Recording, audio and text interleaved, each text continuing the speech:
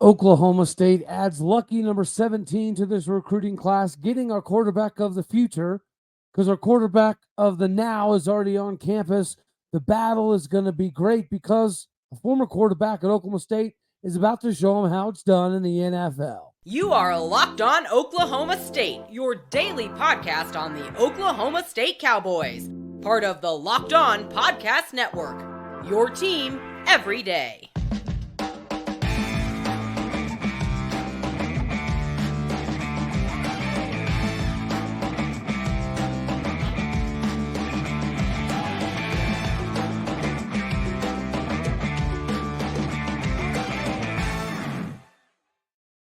Howdy, y'all, and hello, all. Welcome back to Locked On Oklahoma State, your daily stop for all things Cowboy and Cowgirl related.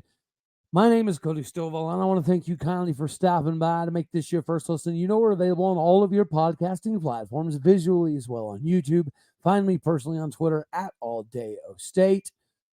Yes, we did get to add the quarterback of the future, which was a little bit of a cause for concern earlier, but I was hearing everything was fine. He was just waiting a little bit. Well, we did finally get that in after we already put together the show earlier, which is fine because it also gives us the opportunity to highlight some of the guys that are going to be helping our QB of the future in 6'4", 195-pound Juniper Sierra product, Maealiuaki Smith. Guys, this is the quarterback that we honed in on a long time ago. Just like we talk about the wide receiver position, getting Trey Griffiths, and then not really having a need to pursue an exorbitant amount of wide receivers after that because we knew we had the guy. Well, Maealiuaki Smith is that guy, a quarterback for the future. And when I say the quarterback of the now is already on campus, you guys already know. I think the quarterback for 2024 is Garrett Rangel. I think the competition in 2025 between Garrett Rangel, Zane Flores, and Maealiuaki Smith is worth the watch. And this is precisely what you want. You want good quarterbacks. Guys, Oklahoma State for a long time didn't get a lot of heralded quarterbacks. Really, the highest rated quarterback we've had in a long time is Mason Rudolph. Thankfully, he's getting set as a Pittsburgh Steeler to get another opportunity to kind of prove his mettle in the metal steel making industry that surrounds the Pittsburgh Steelers. The Steeler way has kind of gotten loose, but the Cowboy culture has gotten tighter. Adding this lucky number 17, which happens to be Leon Johnson's number, my guy. I think this is perfect because it does again emphasize that we're not just looking to fill holes all the time in the transfer portal. We are still very much about the development and evaluation of what we can do in a year or two with some of these guys. Now, also, I do think that some of these guys are good enough to compete for the two deep right here, right now. So as we got to go out west to get Maealiuaki Smith, the quarterback of the future, we also need to talk about the guys that are going to be with him. This is a kind of defensive oriented, pretty defensive heavy laden class. That's the beauty of this class. But at the same time, the benefit of adding somebody like a Nuku Mafi, if you go back and look at his stuff, guys, this is an offensive lineman that Mike Gundy even mentioned. We know that he's going to be able to add a decent amount, especially with the body by glass system. He's been loyal and true for quite some time, even though he's had a lot of pursuers. But when you put on his film, he is dirty, ugly, nasty as an offensive lineman. He loves to eat pancakes and he loves to sprinkle the syrup on top of it. This offensive line group that we're bringing in is pretty daggone impressive. And I think that when you're able to go out west, this is a good sign for Oklahoma State recruiting. And those two dudes right there, and Maealiuaki Smith and Nuku Mafi, they add a little bit of a different layer for what we're going to potentially be in the future. And then staying in the same vein, we did talk a little bit earlier about Chauncey Johnson, but Chauncey Johnson has that wrestling background. Chauncey Johnson's right now 6'5", almost 300, but he's another guy that we firmly believe in the next couple of years, his body's going to look entirely different. And we did have to fend off Mizzou. And if you haven't been paying attention, somehow, some way, all right, in this new NIL era market, Mizzou has actually been able to pull in a lot of dudes. But the background that he already brings to the fold, the wrestling type of thing that we definitely 100% look for, he's kind of the embodiment of what we want. And then you got to take into consideration that Caleb Hackleman is that the guy, right, that can compete immediately. My nickname for Caleb Hackleman's probably got to be Domination Station. Like, dude, at 6'6", 280, he's probably going to get, I'd say, another 20 pounds heavier. But again, he's hailing from that Texarkana, Texas area. He's got a head on his shoulders, head and shoulders above most people in the maturity department. He's got a phenomenal family, which makes him the ideal fit for Oklahoma State. Like Chauncey Johnson and Caleb Hackleman and Nuku Mafi to go along with Maealiuaki Smith. And then from the running back position, again, we talked about that Thunder Lightning package, the Lightning side of it being Rodney Fields. Sure, he's 5'9", $190.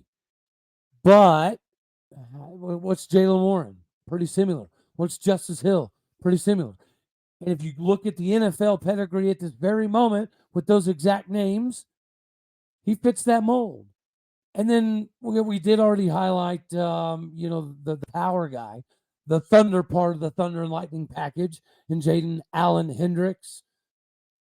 The 6'2", 230-pound running back that Gundy said likely is going to be able to get up to 240, 245 and still hit that 4.5 range. That is a monster. Because just envision if this kid is able to go through the body by glass system and it does precisely what we know it can do.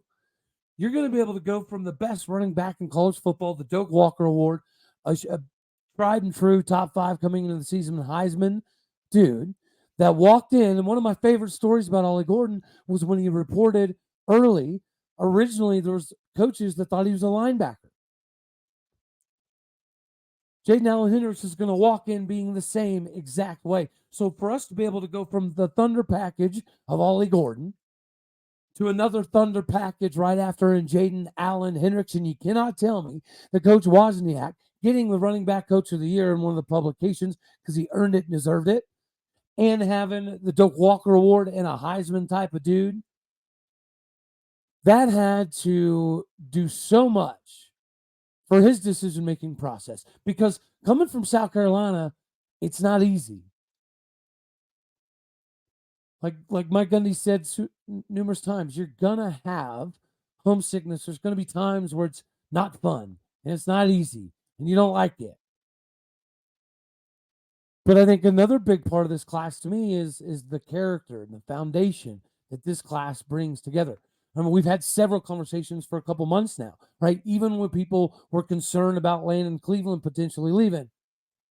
And we knew that was not going to happen because that group from that Dallas area, they have a stupid good relationship. They've had one for quite some time.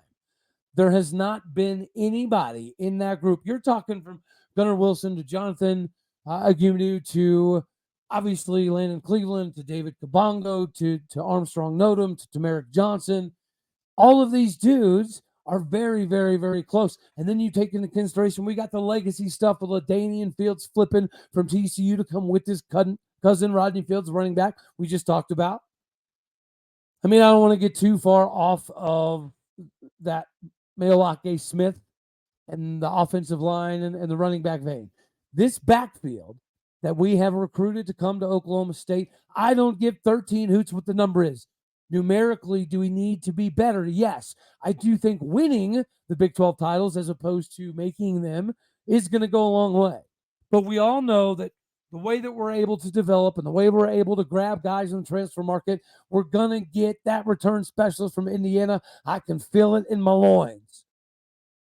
So some of the apprehension we currently have a wide receiver, it's okay. We've got the young cats that we believe in, like Cameron Hurd, like Jalen Pope, like Mason Gilkey. And then we got Trey Griffiths, which is the guy. Now we got the quarterback and Maealiuaki Smith. He is the guy.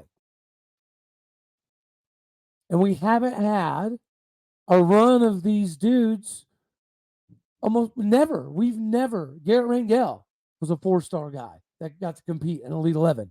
Zane Flores was a 3-4-star guy that got to compete in Elite 11. And Maealiuaki Smith has broken a bunch of Tom Brady's records at Juniper Sierra High School. He's broken other records at the same high school. We haven't had a run of 4-star type of quarterbacks. But we have that thanks to guys like, well, Brandon Whedon, 2-star, but he did a considerable amount. Zach Robinson was a big get, and he's killing it in the NFL as a coach. Then you got Mason Rudolph. Then you got guys that have been, hardcore bad mamma jammas, like Clint Shelf and J.W. Walsh, but they weren't quite where this quarterback level is. I don't think people fully understand how squared away we are at the quarterback position, and this just hammers it home. Thanks to guys like Mason. And now these dudes get to watch what's done at the NFL level. Speaking of, we did mention the running back.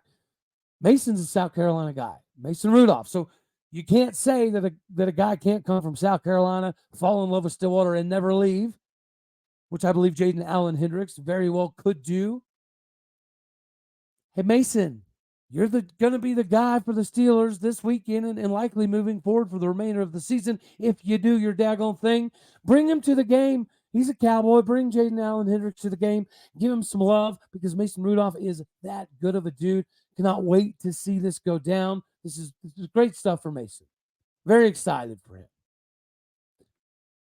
If you would like to go catch Mason Rudolph in action, as you probably should, you got to make sure you can get there first, correct? And eBay Motors is the tried and true source that you're always going to need to keep your ride and die rig rocking and rolling all the time. Guys, with over 122 million parts to choose from, whether it be LED lighting kits or exhausts or side skirts to make the car look a little fancier. It doesn't matter what you're into. eBay Motors has you covered. Driving style, burn rubber real fast instead of real cash. They've got all the prices you want. And it's so easy to turn your car into the Ollie Gordon level MVP, the Nick Martin level MVP, and bring home that W. Keep your ride or die vehicle alive with ebaymotors.com. Go to ebaymotors.com. Eligible items only. Exclusions apply. eBay guaranteed fit. Available for U.S. customers only.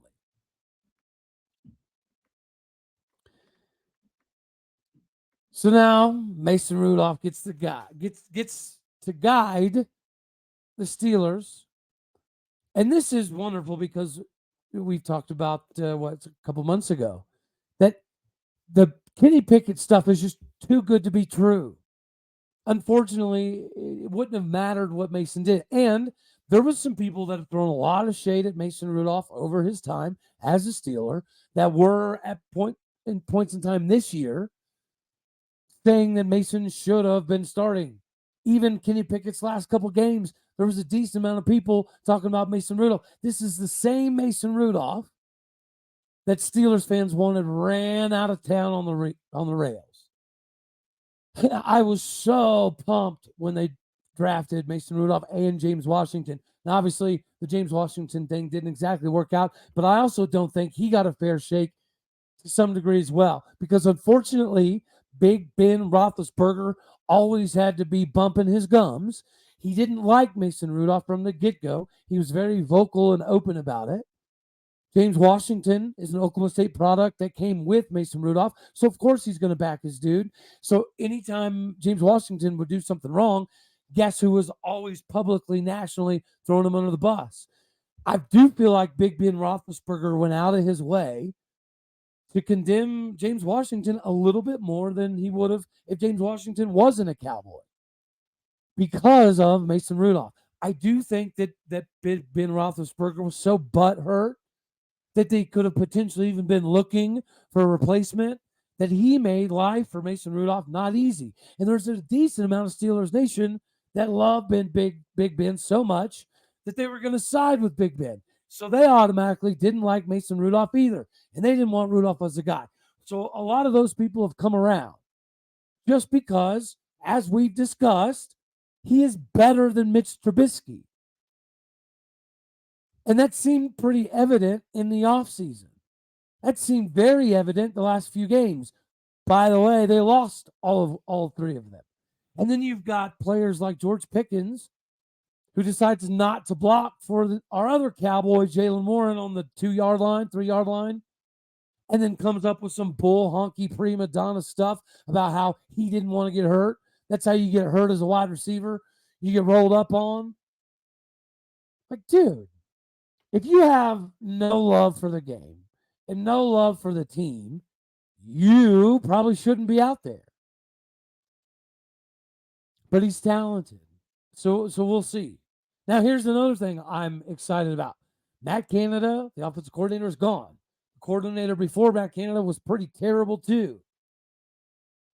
They're in a situation now where why not? You have to win the next 3 games. Mason Rudolph was always great at the deep ball. That's what he did at Oklahoma State very well. I mean, he was a great quarterback, of course.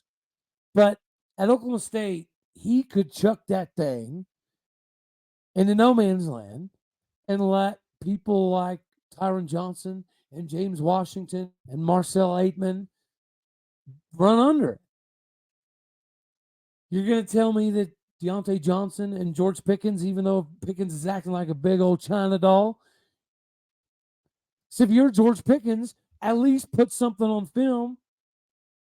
If you think you're that hot sauce, you think you're a first-round style of dude, ain't nobody going to give a first-round pick for you right now unless you start doing some crazy stuff. You might be lucky to get a second-round pick for you. So put on display. Let Mason Rudolph sling the rock.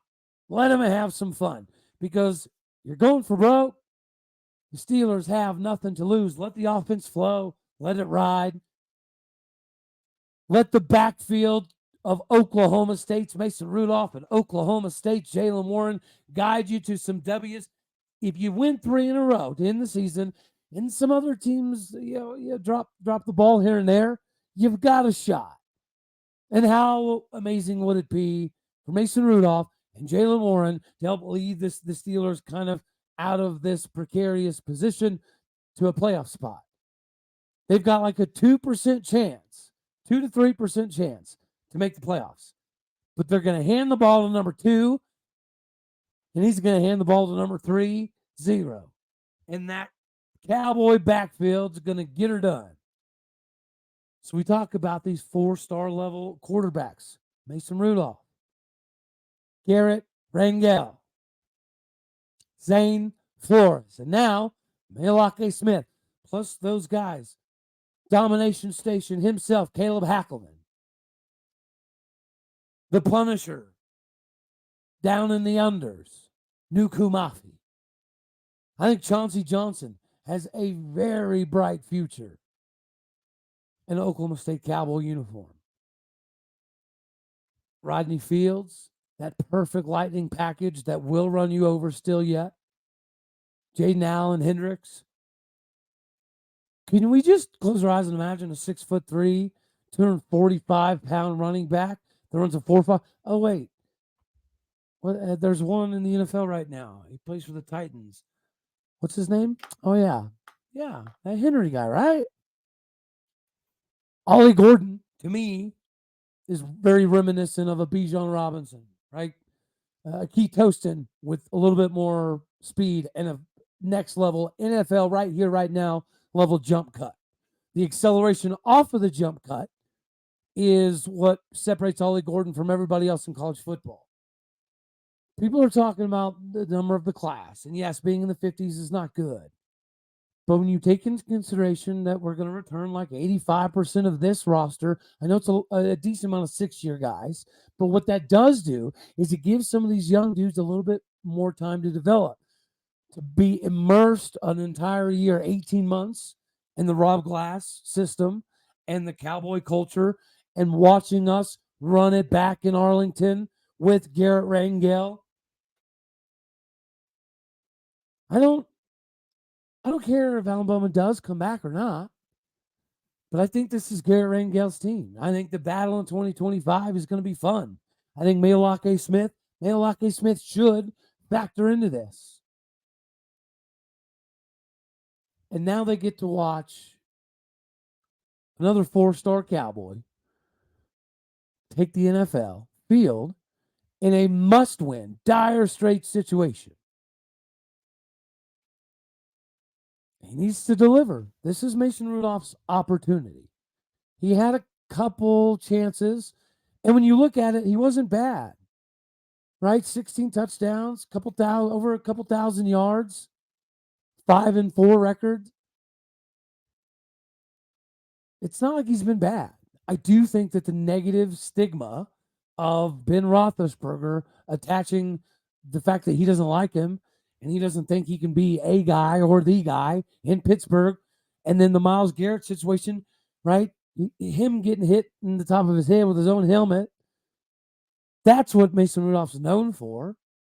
The Ben Roethlisberger crap, the Myles Garrett crap, and then being pushed down the roster, even when a decent amount of people this year were saying Mason's probably better than Mitch Trubisky.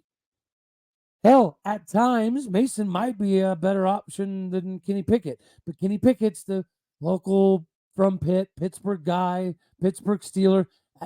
It's just too good to be true, right, guys? It would be the same thing, all right, is if Quinn Ewers takes Texas to a national title, and then Quinn Ewers is, first-round pick for the Dallas Cowboys after Dak Prescott retires. Everybody and their mom is going to want Quinn Ewers to be the guy because the storyline just writes itself. That's Kenny Pickett. Kenny Pickett's pretty good. I think Kenny Pickett is a little bit better than Mason Rudolph. But Mitchell Trubisky, he was never better than Mason Rudolph. So now he gets to prove it. This is his opportunity. And now, this 55th, 57th ranked class, it's not good.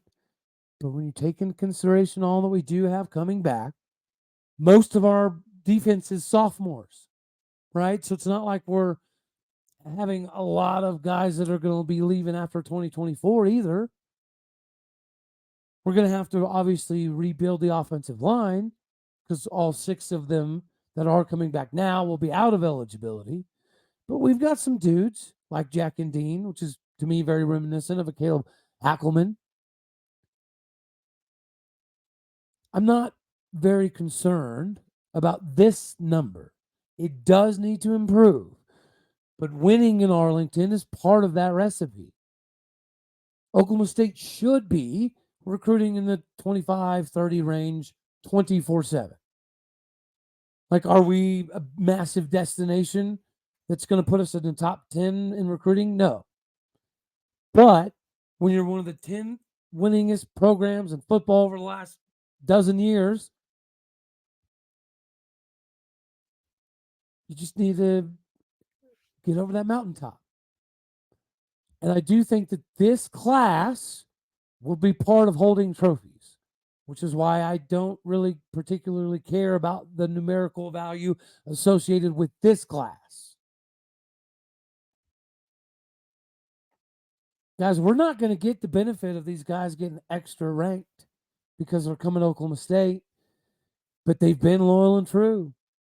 The only real defection we had, Will Smith really early on,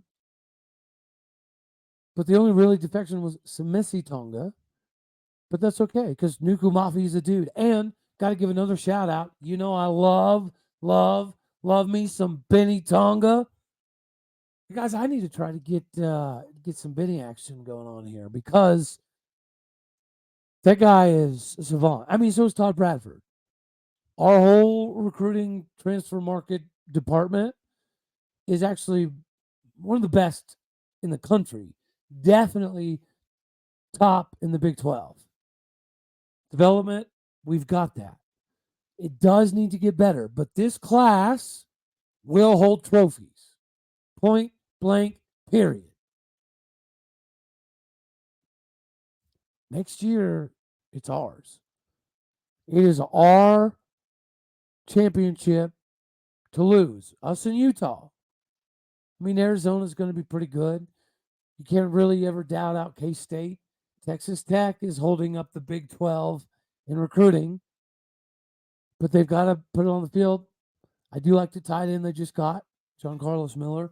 Y'all have already heard me say, all year before the season started, I think Baron Morton is the best backup in the Big 12. Better than my main man, who I think should be the guy next season, Gary Rangel. So Tech's got a lot going for him, but this class stayed together. Most of this class is super, super close, have been for quite some time. They do a lot of stuff outside of just football and football preparation. I don't have a lot of concerns. The character, the accountability, the toughness, the discipline that this class is bringing in tells me the number's fine. Next year needs to be a little bit different. Next year, recruiting class does need to be a little bit better because we cannot be so reliant on these 5th, 6th year COVID-style extra year guys, like our entire offensive line, basically. This is 2024 is the last year of that extra super, super senior group. So the development has to be a little bit bigger. And that happens to be a specialty of ours at Oklahoma State. So I'm so happy that we got to add lucky number 17 to this group. Speaking of number 17, speaking of the Steelers, what is their deal with wide receivers? They just can't seem to keep them happy in Pittsburgh. They need to go after Leon Johnson. I'm just going to call it now.